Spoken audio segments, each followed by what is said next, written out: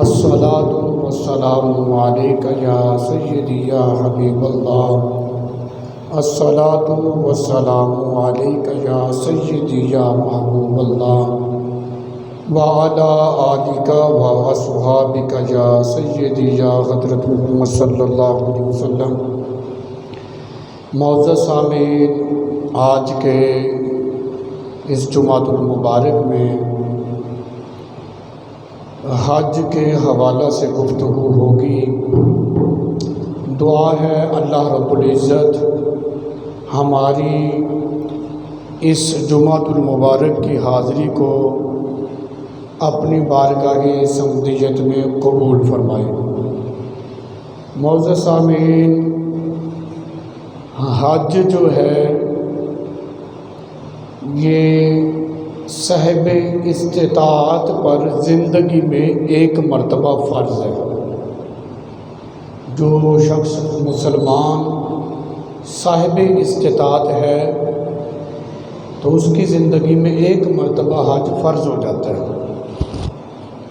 اب یہ ہے کہ جب حج فرض ہو جائے تو کیا حج جو ہے فی الفور اس کا وجوب لازم ہو جاتا ہے یا تاخیر کے ساتھ بندہ کبھی بھی زندگی میں حج کر لے؟ اس حوالے سے شوافع کا جو موقف ہے امام شافعی رحمۃ اللہ علیہ کا، وہ فرماتے ہیں کہ حج صاحب استطاعت پر فرض ہے ایک مرتبہ، لیکن تراخی کے ساتھ، تاخیر کے ساتھ، کہ وہ اس کو مؤخر بھی کر سکتا ہے، جب ٹائم لگے کر لے۔ یہ موقف امام شافعی رحمۃ اللہ علیہ کا ہے، اور وہ اپنے موقف پر دلیل یہ پیش کرتے ہیں کہ نبی کریم علیہ الصلاۃ والسلام نے حضرت ابو بکر صدیق رضی اللہ تعالیٰ عنہ کو حج کے لیے بھیج دیا، خود مدینہ شریف میں رہے، اور بہت سارے اصحاب بھی مدینہ میں تھے جو حج پر قادر تھے۔ ابو بکر کو بھیجا، سرکار نہیں گئے، کچھ صحابہ بھی رہ گئے جہاد کی غرض کی وجہ سے۔ تو کہتے ہیں اگر فی الفور ہی یہ واجب ہوتا، فرض ہوتا، تو پھر سرکار علیہ الصلوۃ والسلام حج کو مؤخر نہ کرتے، صحابہ اکرام حج کو مؤخر نہ کرتے، اور پھر سرکار علیہ الصلوۃ والسلام کا حج کو تاخیر کے ساتھ کرنا، اور پھر اس کی سرکار علیہ الصلوۃ والسلام نے قضا بھی نہیں دی۔ اگر یہ فی الفور ہی حج کا وجوب ہوتا، تاخیر کرنے سے پھر سرکار اس کی قضا دیتے، قضا نہیں دی، پتہ چلا اس کو کبھی بھی کیا جا سکتا ہے، کبھی بھی ادا کر سکتے ہیں۔ یہ امام شافعی کا موقف دعویٰ، اور یہ انہوں نے اپنے دعوے پر دلیل پیش کی۔ لیکن جو احناف کا موقف ہے امام اعظم ابو حنیفہ رضی اللہ تعالیٰ عنہ کا، آپ فرماتے ہیں صاحب استطاعت بندہ جب ہو جاتا ہے اس پر حج فی الفور واجب ہو جاتا ہے، فی الفور اس نے کرنا ہوتا ہے۔ ایسا نہیں ہے کہ وہ اس کو مؤخر کرے، بلکہ فی الفور۔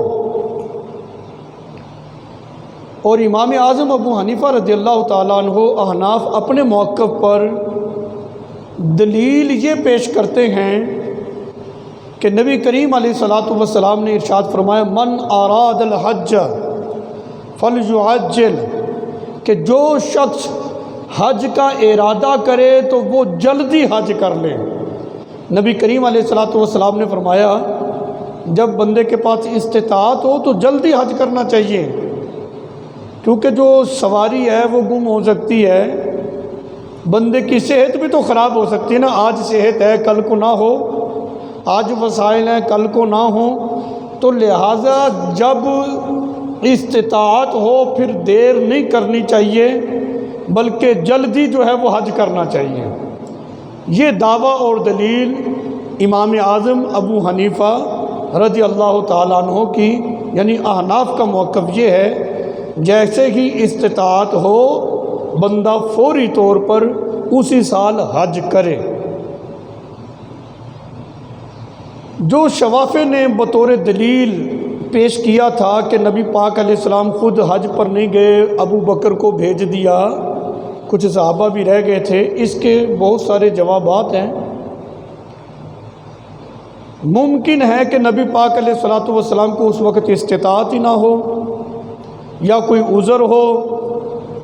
تیسری وجہ یہ بھی ہو سکتی ہے کہ 8 ہجری کو مکہ فتح ہو رہا ہے، 9 ہجری میں حج ہو رہا ہے۔ سرکار علیہ السلام اس لیے آپ نے مؤخر کیا ہو، ابو بکر کو پہلے بھیج دیا تاکہ یہ جا کر وہاں اعلان کریں، کیونکہ جو مشرکین تھے وہ ننگے ہی وہاں پر آ جاتے تھے۔ نبی پاک علیہ السلام اس بات کو ناپسند کرتے تھے کہ کسی ننگے پر نظر جائے، اس لیے ابو بکر رضی اللہ عنہ کو پہلے بھیجا تاکہ وہاں جا کر یہ اعلان کریں اور پھر سرکار بعد میں جائیں۔ اور رہا یہ کہ جو شوافع نے پیش کیا کہ حضور نے تاخیر کے ساتھ حج کیا تو اس کی قضا نہیں کی، یہ کوئی قاعدہ کلیہ نہیں کہ بھی فرض میں تاخیر ہو جائے تو اس کی قضا ہوتی ہے، یہ کوئی قاعدہ کلیہ نہیں ہے، بلکہ زکوٰۃ فرض ہے، اگر کسی وجہ سے اس میں تاخیر ہو جائے تو اس کی کوئی قضا تھوڑا ہوتی ہے، یہ جب بھی دے لو ادا ہی ہے، لیکن اس میں تاخیر کرنی نہیں چاہیے۔ تو لہٰذا ثابت یہ ہوا کہ جب بندہ مسلمان مومن صاحب استطاعت ہو، اس پر پھر فی الفور حج جو ہے یہ واجب ہو جاتا ہے، اسی سال اس کو حج کرنا چاہیے، بلا وجہ اس میں تاخیر نہیں کرنی چاہیے۔ دیکھیے یہ بات کہ حج جو ہوتا ہے ایک قانون ہے، قرعہ اندازی ہوتی ہے، پھر اس قرعے میں جس کا نام نکلتا ہے وہی جا سکتا ہے۔ درخواستیں تو بہت ساری جمع ہو جاتی ہیں، اب اس کا قرعہ اندازی میں نام ہی نہیں نکلا، حج فی الفور واجب ہو گیا ہے، اسی سال کرنا، اب وہ کیا کریں؟ بھی بہت سارے ذرائع ہیں، وہ کسی پرائیویٹ کمپنی سے رابطہ کریں، جیسے کیسے بھی ہے، جب استطاعت ہوگی اسی سال حج کو ادا کریں، اپنی پوری کوشش کریں۔ پھر بھی اگر نصیب میں نہیں ہے تو پھر اس معاملے میں پھر وہ بندہ مومن معذور ہوگا، لیکن اپنی پوری کوشش اس کو کرنی چاہیے کہ جب اللہ تعالیٰ نے استطاعت دے دی ہے اسی سال ہی حج کو وہ ادا کرے۔ اب آ جائیں حج کے فضائل کی طرف۔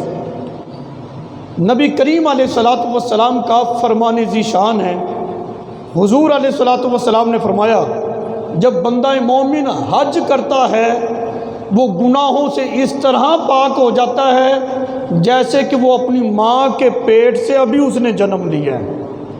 جو بچہ پیدا ہو اس کا کوئی گناہ ہوتا ہے؟ وہ گناہوں سے پاک ہوتا ہے۔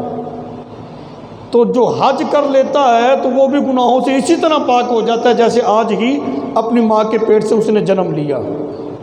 میرے آقا علیہ السلام کا فرمان ہے کہ حج جو ہے یہ سابقہ گناہوں کا کفارہ بن جاتا ہے، یعنی حج اتنی عظیم عبادت ہے جس سے اس کے جو سابقہ گناہ اس کی زندگی کے ہوتے ہیں، حج کی وجہ سے یہ حج ہی اس کا کفارہ بن جاتا ہے۔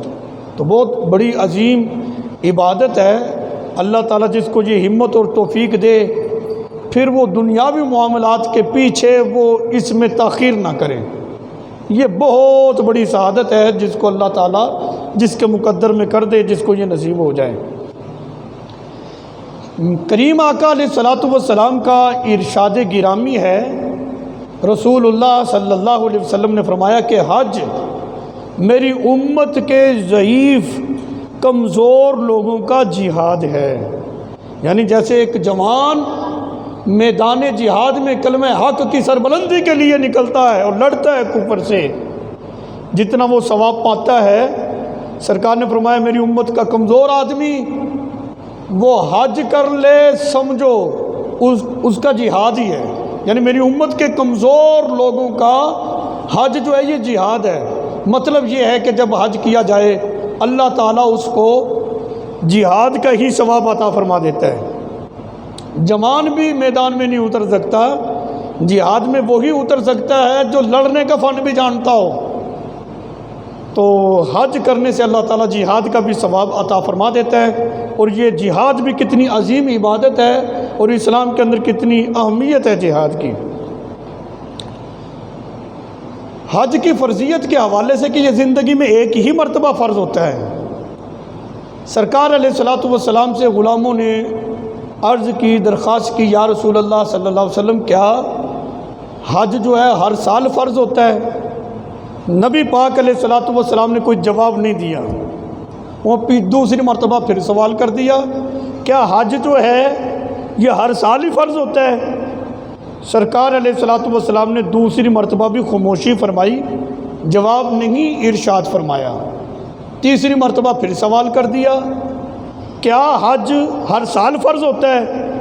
کریم آقا علیہ الصلوۃ والسلام نے تربیت کی، فرمایا سابقہ امتیں کثرت کے ساتھ سوالات کرنے کی وجہ سے ہلاک ہوئی ہیں، اگر میں ہاں کہہ دیتا تو ہر سال ہی فرض ہو جاتا۔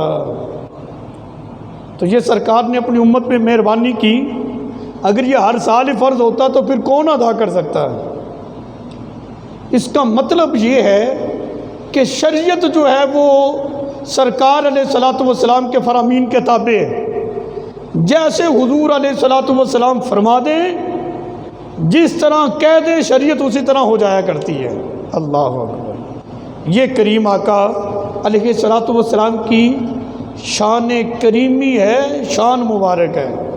فرمایا اگر میں ہاں کہہ دیتا ہر سال ہی فرض ہوتا، تو لہٰذا یہ زندگی میں ایک ہی مرتبہ فرض ہے، اور جب استطاعت ہو جائے تو فوراً اس کو ادا کیا جائے، پھر دوبارہ اگر کوئی کرتا ہے تو یہ فرض نہیں ہوتا اس کے اوپر، مستحب ہے، کرتا رہے۔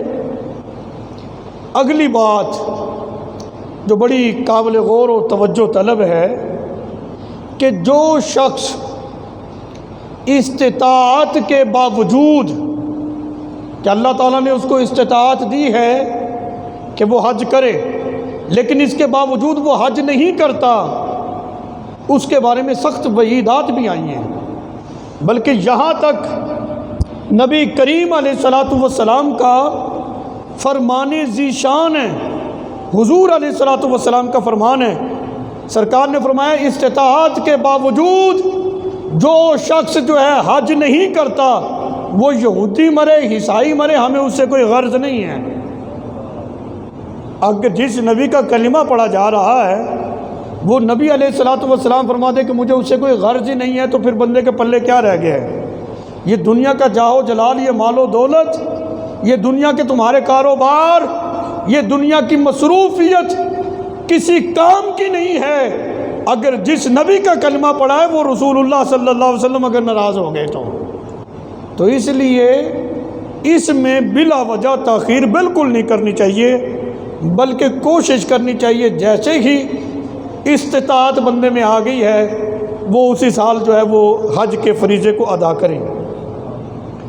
یہ کتنی ویسے بات سوچنے کی ہے، ہم سب مسلمان اس پہ غور و فکر کریں۔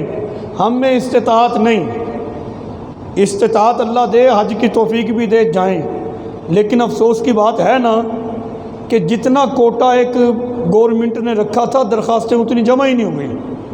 ایک وقت تھا قرآن اندازی ہوتی تھی، لوگ دعائیں کرواتے تھے، دعا کرنا ہمارا قرآن نکلے ہم حج پہ جائیں، اب وہ سسٹم ہی نہیں ہوا کیونکہ اتنی درخواستیں ہی نہیں گئیں۔ یہ کیوں اتنا ہم دنیا کے اندر لگ گئے، کیوں ہم اتنی عظیم عبادت سے دور ہو گئے کہ جس کے کرنے پر اللہ تعالیٰ کے پیارے حبیب علیہ السلام نے یہ سند دی ہے، یہ گارنٹی دی ہے کہ جب بندہ حج کر لیتا ہے تو اس کا حج اس کے سابقہ گناہوں کا کفارہ بن جاتا ہے۔ اتنی عظیم بشارت کہ حج کرنے والا ایسے ہے جیسے وہ اپنی ماں کے پیٹ سے ابھی اس نے جنم لیا ہے۔ اتنی عظیم بشارت کے ہوتے ہوئے پھر یہ فرمان بھی رسول اللہ صلی اللہ علیہ وسلم کا ہے، جن کی زبان میں رسالت سے جاری ہونے والے کلمات یا تو قرآن ہے یا حدیث ہیں، یہ حضور کا فرمان ہے۔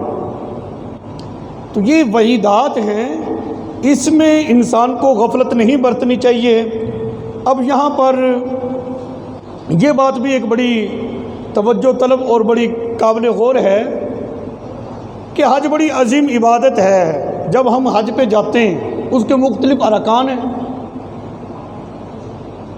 نماز ہے نا، نماز یہ مسلمانوں کا ایک اجتماع ہے. ایک محلے کی سطح پہ، ایک محلے میں مسجد ہے، محلے کے سارے لوگ 5 وقت جو ہیں وہ اکٹھے ہو جاتے ہیں، ایک دوسرے سے ملاقات ہو جاتی ہے، ایک دوسرے کے خوشی غمی کے شریک ہم بن جاتے ہیں، پتہ چل جاتا ہے.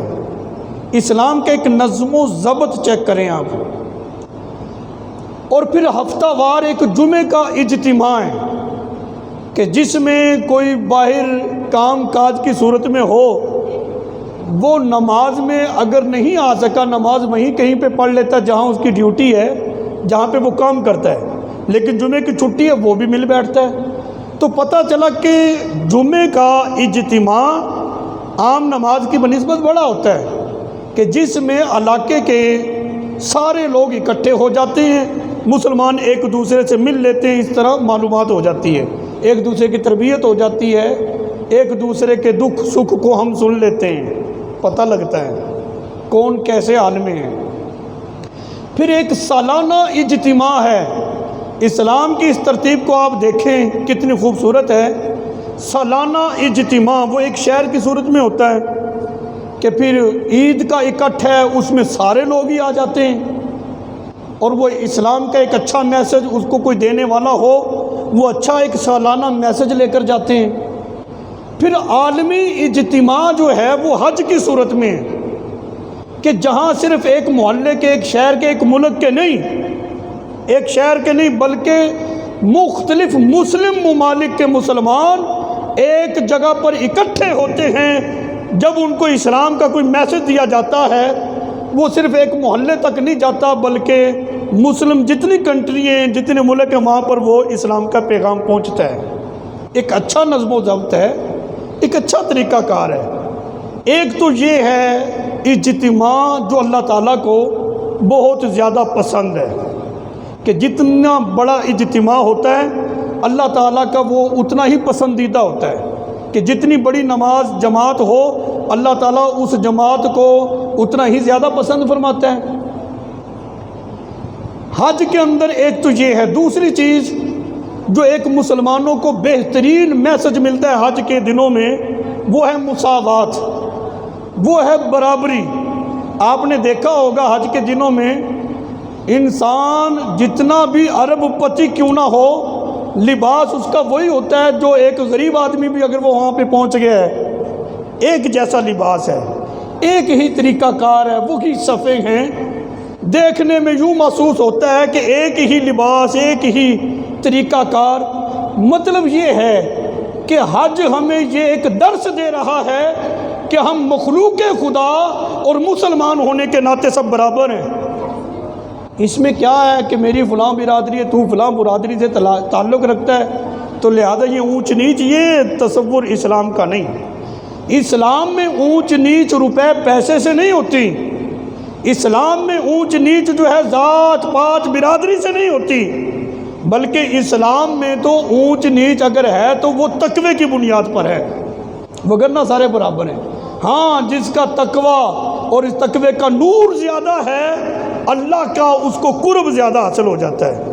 جو اللہ کے زیادہ قریب ہوتا ہے اللہ کے ہاں وہ زیادہ عزت والا ہے. جو اللہ سے دور اللہ کے ہاں وہ زیادہ عزت والا نہیں ہوتا. تو لہٰذا یہ سبق ہمیں لینا چاہیے، نہ کہ ایک روایتی طور پر بس حج کو دیکھ لیں اور کہہ لیں کہ بس حج ہو گیا، بلکہ اس سے یہ لیں کہ ہم مسلمان ایک ہیں اور ہم نے ایک ہو کر رہنا ہے، ایک پلیٹ فارم پر ہونا ہے. پھر مسلمانوں کی ایک پاور اور ایک طاقت بن جائے گی. چونکہ ٹائم ہو گیا میں یہاں پر بات کو مکمل کروں. حج میں کیا ہوتا ہے؟ حجر اسود ہے، مقام ابراہیم ہے، صفا مروہ ہے، بیت اللہ شریف کا طواف ہے، رسول اللہ صلی اللہ علیہ وسلم کے روضہ انور کی زیارت ہے، مسجد نبوی شریف ہے. یہی معاملات ہوتے ہیں نا جی. اب اتنا ٹائم تو ہے نہیں، میں ایک دو باتیں آپ کو کر دیتا ہوں. اسلامی تعلیمات آپ جتنی بھی اس میں ریسرچ کر لیں، اسلام نے اپنے ماننے والوں کو پتھروں سے دور کیا ہے، بلکہ پتھروں کو توڑنے کا حکم دیا. بتوں کو توڑا گیا کہ نہیں؟ بیت اللہ شریف میں تھے، توڑ توڑ کر باہر نکالا گیا، پھینکا گیا کہ نہیں؟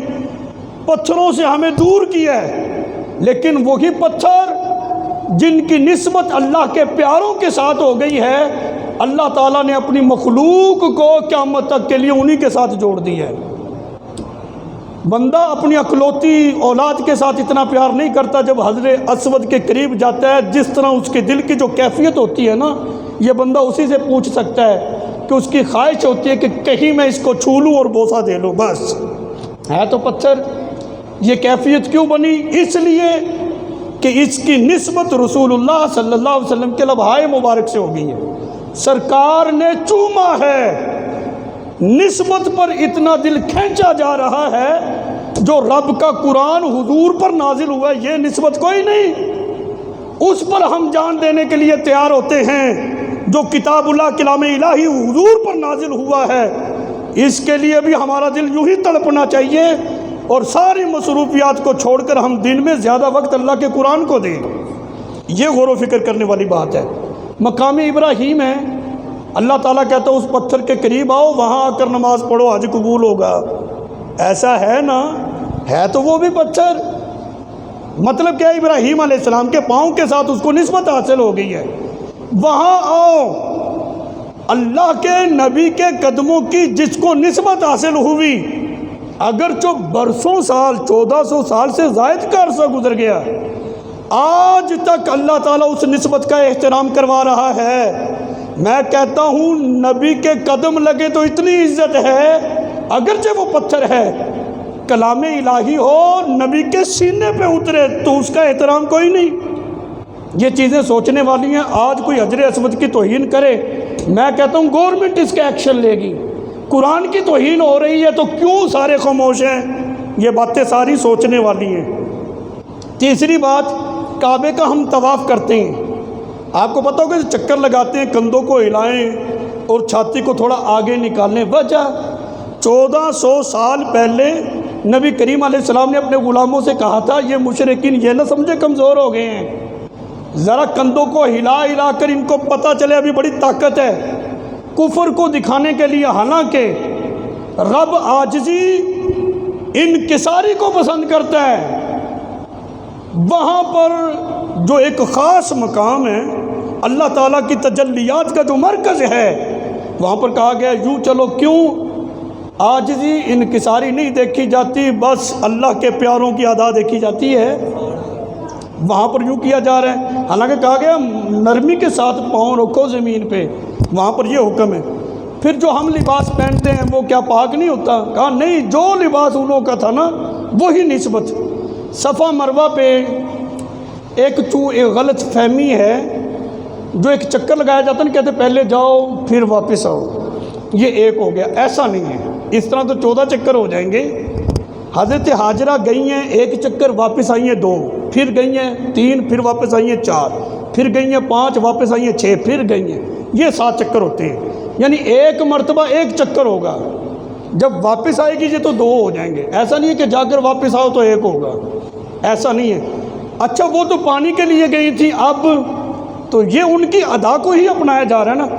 حج اب سارے کا سارا دیکھیں، اس میں ریسرچ کریں۔ آج جس چیز کو بنیاد بنا کر ہٹ کی جا رہی ہے نا، یہ جو صوفی مسلمان ہیں، یہ جو سنی ہیں، بریلوی ٹائپ ہیں، ان پر جو ہٹ کی جا رہی ہے، نسبتوں مگر لگے ہوئے ہیں۔ اللہ تعالیٰ نے اپنی مخصوص عبادت کو بھی اسی طرح کروایا ہے۔ حج کو چیک کریں، میں کہتا ہوں اگر عشق کو سائڈ پہ کر دیا جائے، حج کے پلے رہتے ہی کچھ نہیں ہے۔ تو بہرحال ٹائم ہو گیا، پھر انشاءاللہ اگلے جمعے کو جنہوں نے سنتے نہیں پڑھی وہ سنتے پڑھ